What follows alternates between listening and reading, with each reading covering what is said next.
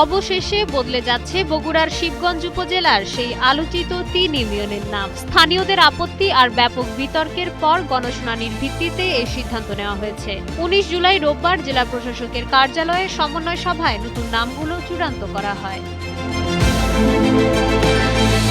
নতুন সিদ্ধান্ত অনুযায়ী মীরবাড়ি ইউনিয়নের নাম বদলে এখন রাখা হচ্ছে বেতগাড়ি ইউনিয়ন। এছাড়া সীমান্ত ইউনিয়নের নাম পরিবর্তন করে জগন্নাথপুর এবং দিগন্ত ইউনিয়নের নতুন নাম দেওয়া হয়েছে রহবল ইউনিয়ন। ২০ জুলাই এ সংক্রান্ত রেজুলেশন পাশ করে অনুমোদনের জন্য স্থানীয় সরকার মন্ত্রণালয়ে পাঠানো হবে।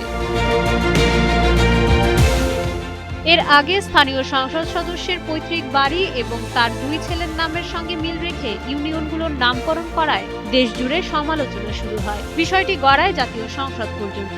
পরবর্তীতে তীব্র বিতর্কের মুখে এ নামগুলো পরিবর্তনের নির্দেশ দেওয়া হয়েছে। মাইশা মালিহা, সময়ের আলো।